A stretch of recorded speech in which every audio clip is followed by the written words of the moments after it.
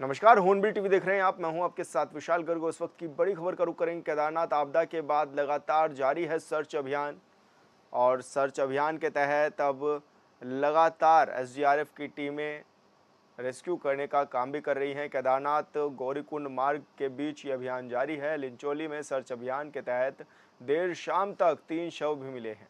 NDRF के जवान लगातार कर रहे हैं सर्च अभियान। अभी तक 12,900 लोगों का किया जा चुका है रेस्क्यू, और केदार घाटी में अभी भी कई शव मिलने की संभावना भी जताई गई है। तो बड़ी खबर आपको बता रहे हैं, जहां पर एनडीआरएफ एसडीआरएफ के जवान लगातार सर्च अभियान में जुटे हुए हैं, और ऐसे में लगातार सर्च अभियान भी जारी है और रेस्क्यू का कार्य भी जारी है। केदार घाटी में अभी भी कई शव मिलने की संभावना भी जताई गई है। देर शाम तक कल 3 शव बरामद भी किए गए थे। केदारनाथ में जो आपदा आई उसके बाद लगातार सर्च अभियान जारी है।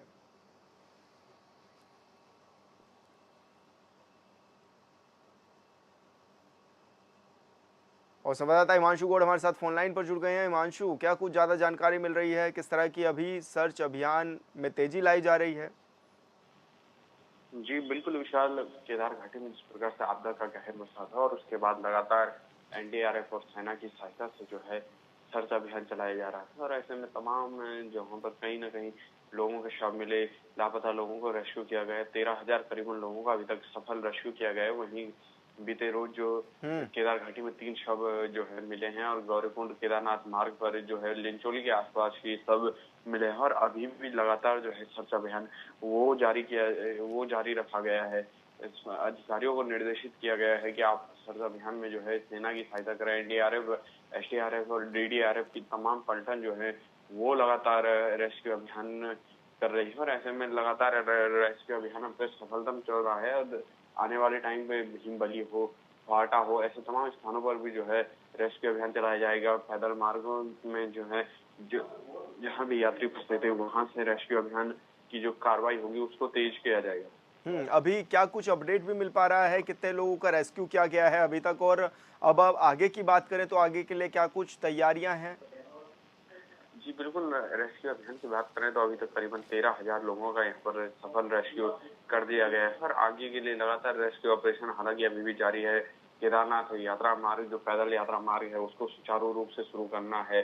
तमाम व्यवस्थाएं यात्रा को लेकर बनानी है, क्योंकि अब अक्टूबर और नवंबर का जो सीजन होता है वो यात्रा का पीक सीजन होता है।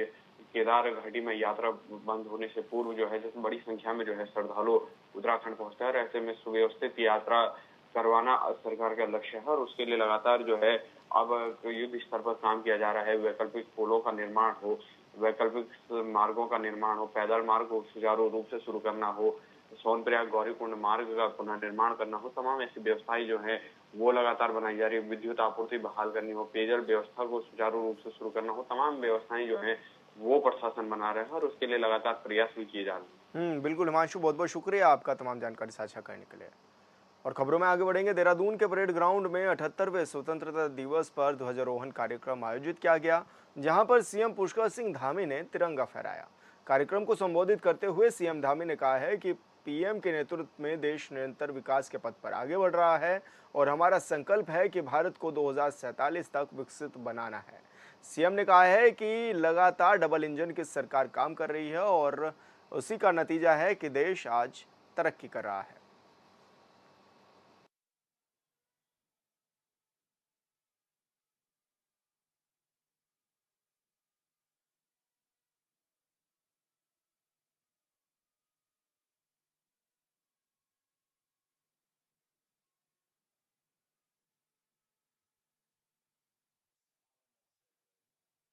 मैं आज के इस अवसर पर सभी प्रदेशवासियों को स्वतंत्रता दिवस की हार्दिक बधाई एवं शुभकामनाएं देता हूं, और सबसे पहले आज उन सभी वीर बलिदानियों और स्वतंत्रता सेनानियों को श्रद्धांजलि अर्पित करता हूं जिन्होंने देश की स्वतंत्रता के लिए अपना सर्वोच्च निछावर किया।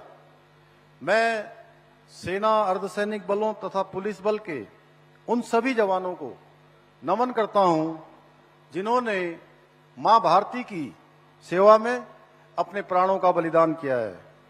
साथ ही मैं उत्तराखंड राज्य निर्माण आंदोलन में शहीद हुए सभी आंदोलनकारियों को भी नमन करता हूं। भाइयों बहनों, उत्तराखंड देवभूमि होने के साथ साथ वीर भूमि भी है, क्योंकि देश की रक्षा के लिए हुए सभी युद्धों में हमारे जवानों ने अपनी वीरता और साहस से उत्तराखंड का नाम हमेशा रोशन किया है। आज के इस पावन अवसर पर हमें उन वीरों के बलिदान और शौर्य के सम्मान के लिए यह प्रण लेना है कि हम विकसित उत्तराखंड और विकसित भारत बनाने में अपना योगदान सुनिश्चित करेंगे। भाइयों बहनों, आदरणीय प्रधानमंत्री श्री नरेंद्र मोदी जी के नेतृत्व में आज भारत निरंतर प्रगति के पथ पर आगे बढ़ रहा है। पूरी दुनिया के अंदर आज भारत का मान सम्मान बढ़ रहा है, वैश्विक पहचान बढ़ रही है। चाहे वो आज रक्षा का क्षेत्र हो, विज्ञान तकनीकी का क्षेत्र हो, या कृषि या शिक्षा का क्षेत्र हो, आज भारत हर क्षेत्र में नए कीर्तिमान स्थापित कर रहा है। आज देश में विकास के साथ साथ सांस्कृतिक पुनर्जागरण भी हो रहा है, जो हमें हमारे गौरवशाली अतीत से जोड़ता है और भविष्य के लिए प्रेरणा देता है। आज कश्मीर से धारा 370 हटाना, 3 तलाक की प्रथा को गैर कानूनी घोषित करना और अयोध्या में हम सब के आराध्य देव भगवान श्री राम का भव्य मंदिर का निर्माण हो, अंग्रेजों के समय के चले आ रहे कानूनों को रद्द करना हो, यह सब आदरणीय प्रधानमंत्री मोदी जी के नेतृत्व में ही संभव हो सका है। भाइयों बहनों, आदरणीय प्रधानमंत्री जी ने भारत की आजादी की 100वीं वर्षगांठ यानी 15 अगस्त 1947 तक भारत को विकसित राष्ट्र बनाने का संकल्प लिया है और इस संकल्प को पूरा करने के लिए हमारी सरकार भी राज्य के समग्र विकास के लिए अनेक महत्वपूर्ण कदम उठा रही है। भाइयों बहनों, विभिन्न चुनौतियों के बावजूद भी इस वर्ष हमारे प्रदेश ने कई उपलब्धियां हासिल की हैं। हम सभी के लिए गर्व की बात है कि इस वर्ष नीति आयोग द्वारा जारी रिपोर्ट के अनुसार एसडीजी इंडेक्स यानी कि सतत विकास के लक्ष्यों को प्राप्त करने की रैंकिंग में हमारे प्रदेश ने पूरे देश के अंदर प्रथम स्थान प्राप्त किया है। आज हमारा राज्य ईज ऑफ डूइंग बिजनेस की श्रेणी में, अचीवर्स और स्टार्टअप रैंकिंग में लीडर की श्रेणी में आ गया है। इसके साथ ही हमारा राज्य जीएपी यानी ग्रॉस इन्वायरमेंट प्रोडक्ट का इंडेक्स तैयार कर इंडेक्स ग्रोथ का आकलन करने वाला भारत का पहला राज्य बन चुका है। भाइयों बहनों, यह हमारे लिए गर्व का विषय है कि हमारा राज्य आजादी के बाद समान नागरिक संहिता बनाने वाला देश का पहला राज्य बन गया है। इसके द्वारा हमने देश और दुनिया को समानता और न्याय का एक प्रभावी संदेश दिया है। मुझे पूरा विश्वास है कि यूसीसी यानी कि समान नागरिक संहिता कानून समाज में महिला सशक्तिकरण की प्रक्रिया को और अधिक मजबूत करेगा। हमारी सरकार द्वारा अंत्योदय परिवारों को 3 गैस सिलेंडर देने, प्रदेश की महिलाओं के लिए 30% का क्षैतिज आरक्षण की व्यवस्था लागू करने, पुनः सरकारी नौकरियों में खेल कोटा प्रारंभ करने एवं उच्च शिक्षा प्राप्त कर रहे प्रदेश के विद्यार्थियों को छात्रवृत्ति देने जैसे अनेक अभूतपूर्व निर्णय लिए गए हैं। इसके साथ ही चाहे जबरन धर्मांतरण पर रोक के लिए कानून बनाना हो, लैंड जिहाद और लव जिहाद को रोकने के लिए कड़े कदम उठाने हो, देश का सबसे सख्त नकल विरोधी कानून बनाना हो या दंगा मुक्त प्रदेश बनाने के लिए एक कठोर दंगा रोधी कानून बनाने का निर्णय लेना हो, हमने इन सभी महत्वपूर्ण तथा लंबे समय से ठंडे बस्ते पर डाले गए कार्यों को धरातल पर उतारने का प्रयास। उत्तराखंड में अक्टूबर महीने में निकाय के चुनाव हो सकते हैं। साथ ही त्रिस्तरीय पंचायत चुनाव के संबंध में भी चर्चा होने लगी है। वहीं इन सबके बीच बीजेपी चाहती है कि बदली परिस्थितियों में निकाय और पंचायत चुनाव साथ साथ कराए जाएं, जिस पर प्रदेश महामंत्री आदित्य कोठारी ने बताया है कि सरकार को पार्टी की ओर से बताया गया है कि ऐसे तरह से चुनाव किए जा सकते हैं ताकि चुनाव में खर्च पर बचत भी हो और दोनों छोटी सरकारों के एक साथ चुनाव होने पर विकास कार्यों में किस तरह का व्यवधान भी न आए।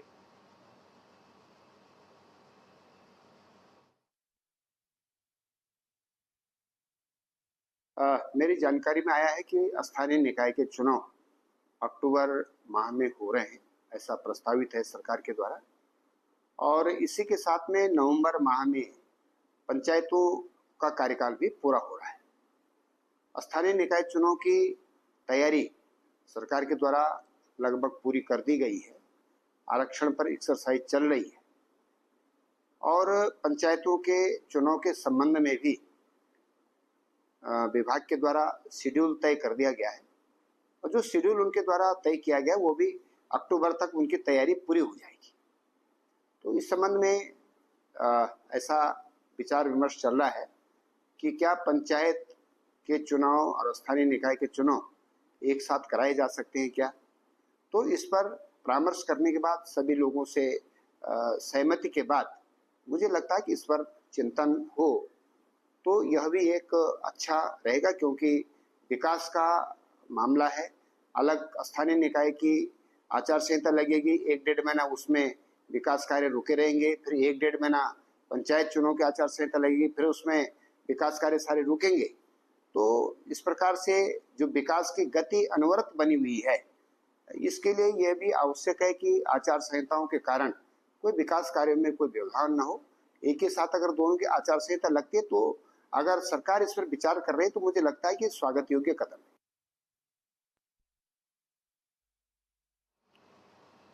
और संवाददाता अरुण सैनी हमारे साथ फोन लाइन पर जुड़ गए हैं। अरुण, जिस तरह से बीजेपी ये मांग भी कर रही है कि पंचायत चुनाव और निकाय चुनाव साथ साथ कराए जाए, ऐसे में राज्य सरकार को प्रस्ताव भी दिया जा चुका है। अब आगे की क्या कुछ प्रक्रियाएं हैं?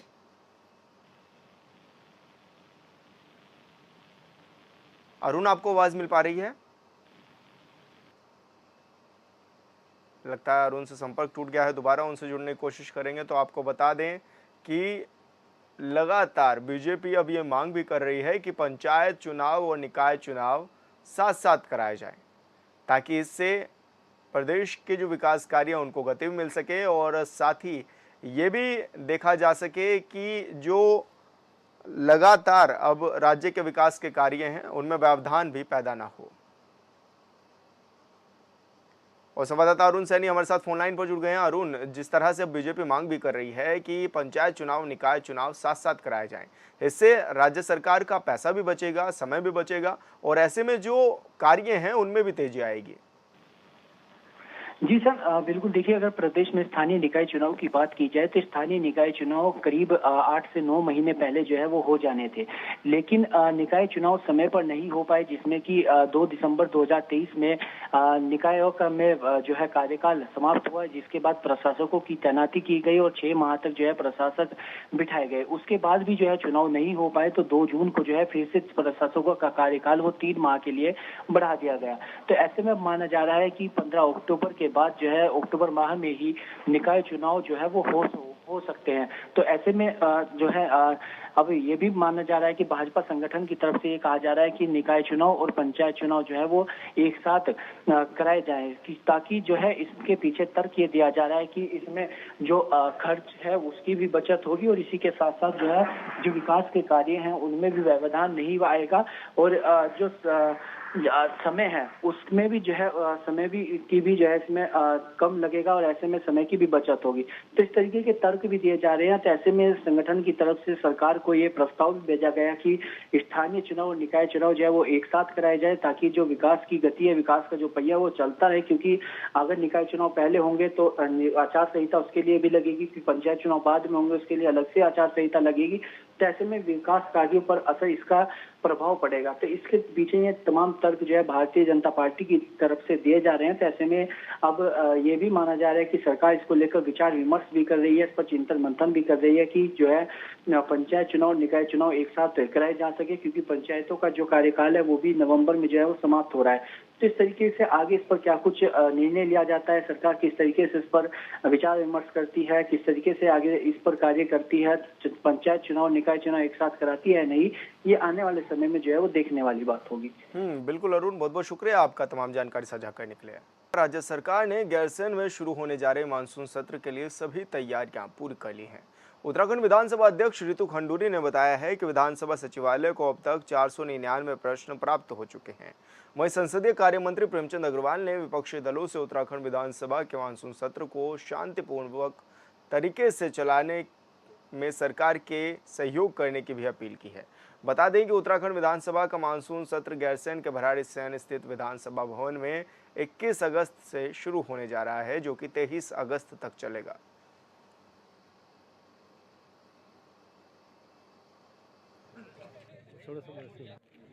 तैयारी हमारी पूरी है, क्योंकि व्यवस्था की दृष्टि से विधानसभा सचिवालय काम कर रहा है। जहां वहां अंदर प्रश्नों की बात आएगी, हम लोग पूरी तरह से तैयार हैं।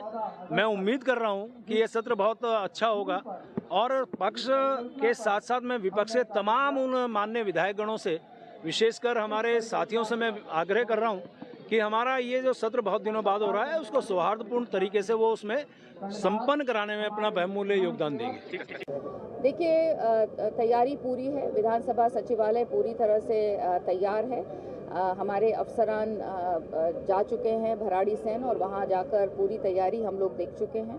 वहां पर हमारे अफसर भी नियुक्त किए गए हैं जो पूरी तैयारी को देख रहे हैं, ताकि जो भी यहां से लोग पहुंचे वहां पर उनको सुविधा रहे, हर तरह की सुविधा मिल पाए। इसकी तैयारी हमारी पूरी है और करीबन 499 के करीबन अभी हमारे पास प्रश्न आ चुके हैं। जम्मू के डोडा में शहीद हुए कैप्टन दीपक सिंह का पार्थिव शरीर गुरुवार शाम को हरिद्वार के खड़खड़ी शमशान घाट लाया गया, जहां उन्हें पूर्ण सैन्य सम्मान के साथ अंतिम विदाई दी गई।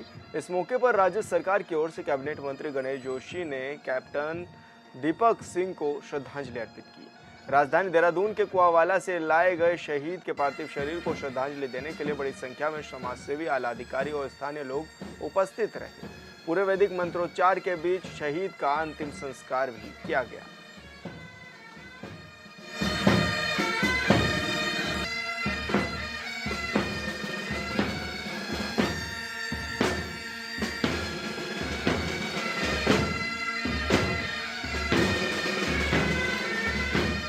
देखिए, उत्तराखंड वीरों की भूमि है, राष्ट्रभक्तों की भूमि है। देश की सेना का 17.5% की पूर्ति उत्तराखंड जैसा छोटा सा राज्य करता है। देश की रक्षा करने वाला हर 5वां सैनिक हमारे उत्तराखंड से होता है। अभी 1 महीने के अंदर हमारे 8 से अधिक वीरों ने देश की रक्षा के लिए अपने प्राणों की आहुति दी। आज हम उस महान नायक को नमन कराए। कैप्टन दीपक कुमार जो 48 आर के थे, डोडा में आतंकवादियों से मुठभेड़ में वो शहीद हुए। मैं दिल की गहराई से अपनी सरकार की ओर से, अपनी ओर से, देश की जनता की ओर से उस महान नायक को नमन करता हूं। और मैं ये कहना चाहता हूं, इस संकट की घड़ी में पूरा देश, पूरा प्रदेश इन परिवारों के साथ में है और हमारी सरकार लगातार, देखिए किसी की जान की कोई कीमत नहीं होती है, लेकिन मैं मुख्यमंत्री जी का आभार करता हूं। अभी विजय दिवस पर हमने जो एक मुश्त सहायता राशि दी जाती है उसको 10 लाख से बढ़ाकर हमने 50 लाख किया है। 10 लाख हम अपने दूसरे फंड से देते हैं। हाँ, मैंने कहा ना कि आदमी की जान की कीमत की, लेकिन उससे लगता है कि सरकार उनके साथ में खड़ी है। हमने ये भी सुनिश्चित किया है कि शहीदों के परिवार की भावना के अनुरूप सड़कों व स्कूलों के नाम जैसे उनका परिवार रखेंगे। देखिए कि हम किसी शहीद को वापस नहीं ला सकते, लेकिन उस शहीद की यादों को जिंदा रखना, उसकी वीरता का व्याख्यान करना हर देशवासी का कर्तव्य है। और हमारी चाहे दिल्ली की मोदी जी की सरकार हो, चाहे धामी सरकार हो, पूरी ईमानदारी से इस काम को करें। देखिए, एक बहुत बड़ी स्थिति है। एक हमारा कैप्टन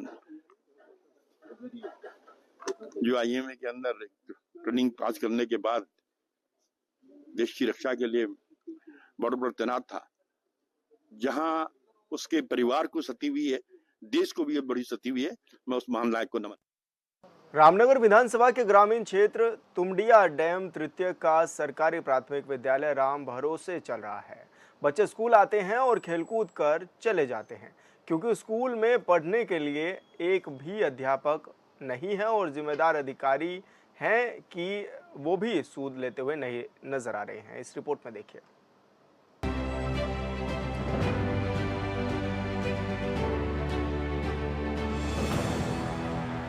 शिक्षा विभाग के खोखले दावे। राम भरोसे प्राथमिक विद्यालय। उत्तराखंड में 2017 से ही बीजेपी की डबल इंजन वाली सरकार है और सरकार के शिक्षा मंत्री धन सिंह रावत को जब भी मौका मिलता है तो मंत्री जी मीडिया के सवालों पर बड़ी बड़ी बातें करते हैं।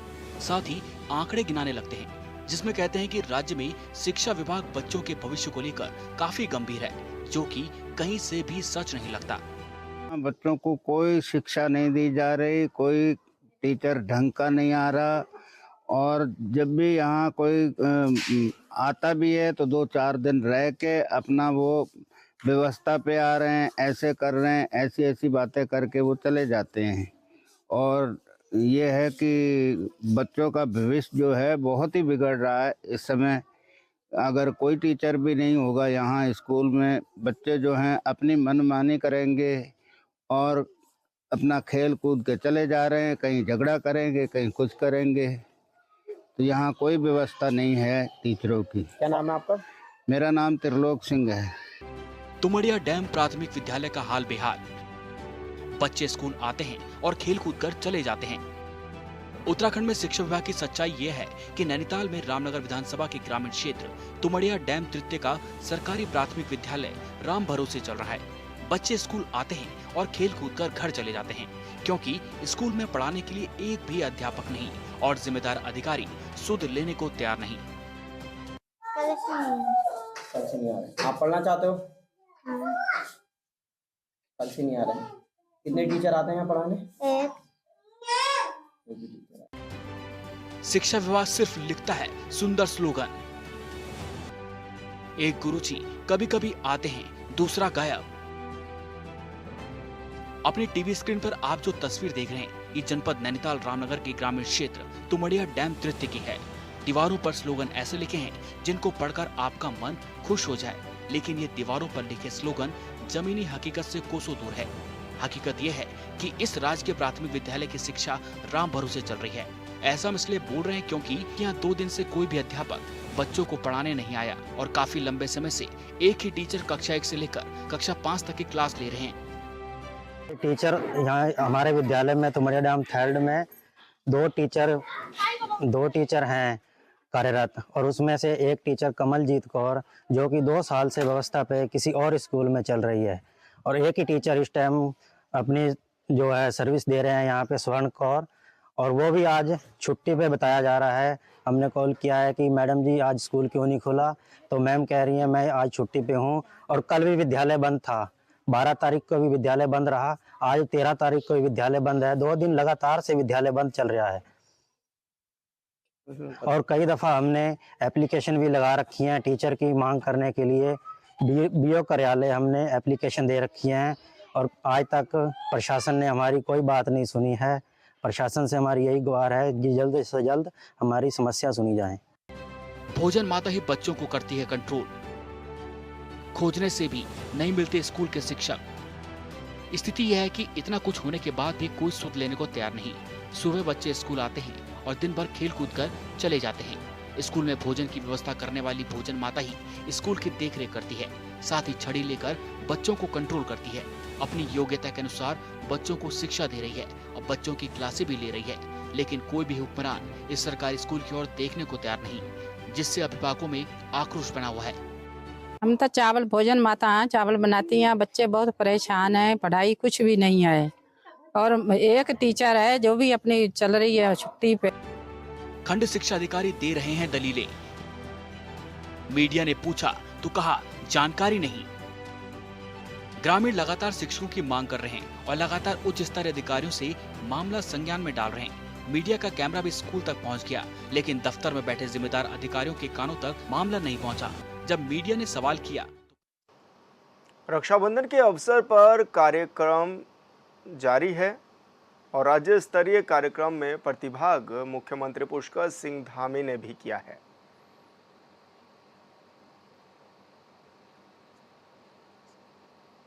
तो आपको बता दें कि मुख्यमंत्री पुष्कर सिंह धामी ने ये कार्यक्रम में शिरकत की है, जो कि रक्षाबंधन को लेकर के आयोजन किया गया है और इस दौरान बड़ी संख्या में महिलाएं भी इस कार्यक्रम में पहुंची हुई हैं।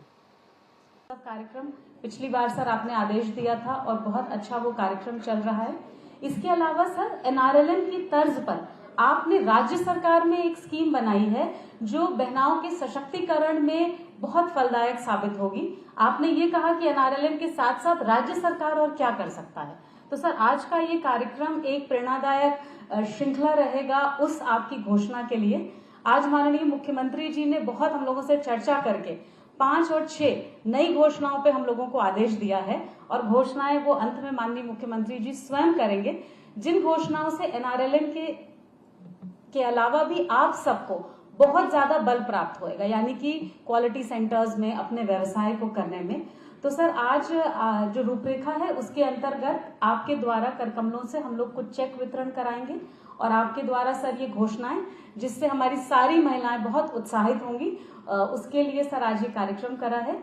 रक्षाबंधन के शुभ अवसर पे मैं पुनः माननीय मुख्यमंत्री जी का सादर धन्यवाद ज्ञापित करना चाहती हूँ, मंत्री जी का और सभी विधायक गणों का बहुत बहुत धन्यवाद। और फिलहाल इस बुलेटिन में इतना ही। आप देखते रहिए हॉर्नबिल टीवी। नमस्कार।